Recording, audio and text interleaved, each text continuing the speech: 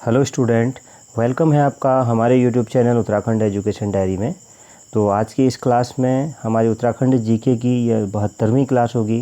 इसके पहले की क्लासें अगर आपने नहीं देखी हैं तो आप प्लेलिस्ट पर जाके इन्हें ज़रूर देखिएगा। सभी क्लासें आगामी आने वाले जितने भी ग्रुप्स एग्ज़ाम हैं उनके लिए काफ़ी महत्वपूर्ण हैं। आप अपनी तैयारी को परख सकते हैं कि आपकी तैयारी कैसी है। उत्तराखंड जीके के कुछ महत्वपूर्ण प्रश्नों को इसमें शामिल किया जाता है और आप अपना स्कोर कमेंट बॉक्स में ज़रूर बताइएगा कि आपका स्कोर क्या रहा। तो चलिए शुरू करते हैं आज की क्लास को। गोखले नामक आभूषण पहना जाता है तो कहाँ? ऑप्शन बी बाजू में पहना जाता है, ऑप्शन बी राइट आंसर हो जाएगा। अगला प्रश्न है, निम्नलिखित में से कौन उत्तराखंड की जनजाति नहीं है? तो ऑप्शन डी नाग उत्तराखंड की जनजाति नहीं है। अगला प्रश्न है, सर्वाधिक ऊंचाई पर पाया जाने वाला पुष्प है कौन सा? दिए गए 4 ऑप्शंस में से तो ऑप्शन ए फेन कमल है। ऑप्शन ए इस प्रश्न का राइट आंसर हो जाएगा। अगला प्रश्न है, इस प्रश्न का राइट आंसर क्या होगा? Option A. तो अगला प्रश्न है, क्वेश्चन नंबर 4, गैरसैंण के समीप किस नदी का उद्गम स्थित है? तो ऑप्शन सी रामगंगा का उद्गम स्थित है यहाँ पर। अगला प्रश्न देखते हैं, क्वेश्चन नंबर 5, उत्तराखंड में निर्वाचित होने वाली कुल विधानसभा सीटें कितनी हैं?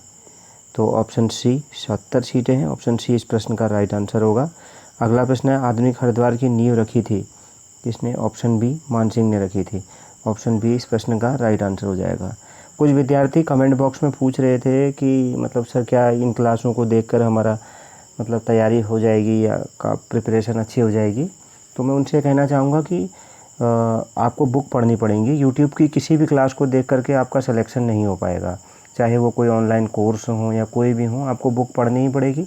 जब तक आप शॉर्टकट ढूंढेंगे तब तक सिलेक्शन नहीं होगा। ये जो क्लासें हैं ये एक तरह की टेस्ट सीरीज़ है और किसी बुक की कोई क्लास है तो उसमें भी आपको बुक अपने पास रखनी पड़ेगी। अगर आप उसकी रीडिंग करते हैं तभी आपको समझ में आएगी। ऑनलाइन क्लास चाहे जिस तरह की भी क्लासें हैं, यूट्यूब के वीडियोस देख करके किसी का भी सिलेक्शन नहीं होने वाला है। खुद हमारा यूट्यूब चैनल है, फिर भी मैं इस बात को कह रहा हूँ। यूट्यूब पर आप टेस्ट सीरीज़ लगा सकते हैं या हेल्प ले सकते हैं थोड़ा बहुत। बुक तो पढ़नी पड़ेगी, बेसिक बुक्स जो हैं वो आपको पढ़नी पड़ेंगी और बेसिक बुक्स आप सब लोग जानते ही हैं, बहुत सारी बुक्स हैं। तो कभी भी ये मत सोचिएगा कि मतलब यूट्यूब से या कहीं से ऑनलाइन कोई कोर्स परचेज़ करके या नोट्स परचेज़ करके हमारा कहीं पे सिलेक्शन हो सकता है। जहाँ तक है पैटर्न बदल चुका है तो आपको बुक पढ़नी पड़ेंगी और अच्छी बुक्स और काफ़ी मेहनत भी करनी पड़ेगी। तो आप जो विद्यार्थी सवाल पूछ रहे थे तो उनसे हम यही कहना चाहेंगे कि ये तो एक टेस्ट सीरीज़ है, इस टेस्ट सीरीज़ से आप अपना स्कोर चेक कर सकते हैं, बस इतना ही है। दूसरा, आप अगर किसी बुक को पढ़ रहे हैं, कोई टॉपिक समझ में नहीं आ रहा है तो आप उस टॉपिक को कमेंट बॉक्स में बता सकते हैं। किसी भी अन्य भी यूट्यूब चैनल्स बहुत सारे होंगे यहाँ पे, तो आप उनको देख सकते हैं। तो आप हेल्प ले सकते हैं यूट्यूब चैनल की बस। और बाकी यूट्यूब चैनल्स को देखने से पढ़ने वाले, मतलब केवल यूट्यूब चैनल पर डिपेंड रहने वाले विद्यार्थियों का कभी सिलेक्शन नहीं हो सकता है। यूट्यूब में कोई पढ़ाता ही क्या है, कोई मुश्किल से टेस्ट सीरीज डाल देगा, कोई 1-2 टॉपिक, 4 टॉपिक, 5 टॉपिक, बस। बाकी थोड़े दिनों बाद फिर सब परचेज पर आ ही जाते हैं, आप लोग अच्छे से जानते हैं। तो बुक्स से अच्छा कुछ नहीं है दोस्त, तो बुक्स देखिए। तो अगला प्रश्न देखते हैं। अगला प्रश्न है, पौंटा नामक आभूषण पहना जाता है। तो पौंटा नामक जो आभूषण होता है यह कहाँ पर पहना जाता है? 7वां प्रश्न है। तो ऑप्शन डी, यह पैर में पहना जाता है। अगला प्रश्न है, उत्तराखंड में कितने प्रकार के वन पाए जाते हैं? तो ऑप्शन ए 4 प्रकार के वन पाए जाते हैं। लेकिन यहाँ पे एक बात ध्यान रखिएगा, उत्तराखंड में 4 प्रकार के वन पाए जाते हैं, लेकिन प्रशासनिक रूप से ये जो वन हैं ये प्रशासनिक रूप से 4 प्रकार के वन पाए जाते हैं, ये ध्यान रखिएगा। प्रशासनिक रूप से 4 प्रकार के वन पाए जाते हैं, ये यहाँ पे ध्यान रखने योग्य बात है। अगला प्रश्न है, दैनिक पत्र बद्री विशाल कहाँ से प्रकाशित होता है? तो यह कहाँ से प्रकाशित होता है? ऑप्शन डी, हरिद्वार से प्रकाशित होता है। अगला प्रश्न है, पंडित गोविंद बल्लभ पंत राजकीय संग्रहालय कहाँ है? तो ऑप्शन डी, अल्मोड़ा में है। ऑप्शन डी इस प्रश्न का राइट आंसर हो जाएगा।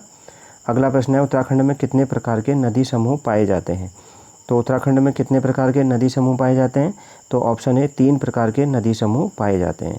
अगला प्रश्न है, अर्धकुंभ का मेला उत्तराखंड में कहाँ लगता है?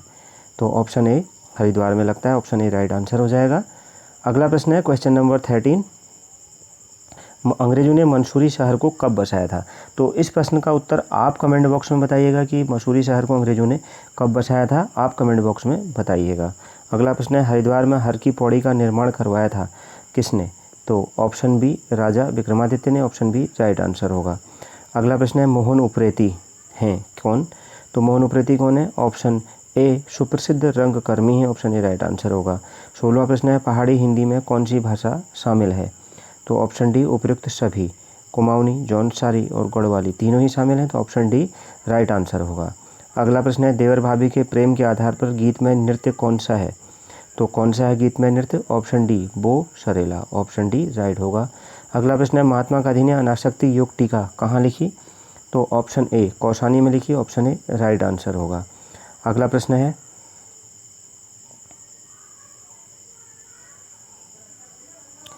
उत्तराखंड अनुसूचित जाति एवं जनजाति आयोग की स्थापना कब की गई थी? तो ऑप्शन सी 2003 में की गई थी, ऑप्शन सी राइट आंसर होगा। 20वां प्रश्न है कथुरी शासन में तहसील स्तर की प्रशासनिक इकाई को क्या कहा जाता था? क्या कहा जाता था? तो ऑप्शन सी कर्मांत कहा जाता था, ऑप्शन सी राइट आंसर हो जाएगा। 21वां प्रश्न है निम्न में से हैस्को संस्था के संस्थापक कौन हैं? तो ऑप्शन सी अनिल प्रकाश जोशी जी हैं, ऑप्शन सी राइट आंसर होगा। अगला प्रश्न है उत्तराखंड में सर्वाधिक वर्षा वाला स्थान निम्न में से कौन सा है? तो option C Narendra Nagar, option C right answer होगा। 23वां प्रश्न है शीत ऋतु में सर्वाधिक वर्षा उत्तराखंड के किस जिले में होती है? तो ऑप्शन सी कोटद्वार पौड़ी में होती है, ऑप्शन सी राइट आंसर होगा। अगला प्रश्न है ब्रिटिश सरकार के शासनकाल में उत्तर प्रदेश की ग्रीष्मकालीन राजधानी किस नगर में थी? तो किस में थी? ऑप्शन सी नैनीताल में थी। अगला प्रश्न है उत्तराखंड में तांदी नृत्य किस क्षेत्र से संबंधित है? तो ऑप्शन बी जौनसार क्षेत्र से संबंधित है। अगला प्रश्न है केदार खर्क बुग्याल स्थित है कहाँ पर? तो केदार खर्क बुग्याल ऑप्शन सी उत्तरकाशी में स्थित है। अगला प्रश्न है इसमें से किस राजा ने कुमाऊं में पंचायती सरकार या नियमबद्ध राज्य प्रणाली की नींव डाली? तो ऑप्शन बी सोमचंद्र ने, ऑप्शन बी राइट आंसर होगा। अगला प्रश्न है वन अनुसंधान की स्थापना कब की गई थी? तो वन अनुसंधान की स्थापना कब की गई थी? ऑप्शन डी 1906 में की गई थी। 29वां प्रश्न है मिशन गंगा शोध संस्थान स्थित है कहाँ पर? तो ऑप्शन बी रुड़की में स्थित है।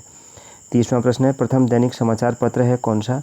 तो ऑप्शन ए समय विनोद है, ऑप्शन ए राइट आंसर हो जाएगा। अगला प्रश्न है जसपाल राणा निम्न में से कहाँ के निवासी हैं? तो कहाँ के निवासी हैं? ऑप्शन डी टिहरी के निवासी हैं। अगला प्रश्न है सूरगैन नामक त्यौहार किस जनजाति द्वारा मनाया जाता है? तो ऑप्शन सी कोल्टा जनजाति द्वारा मनाया जाता है।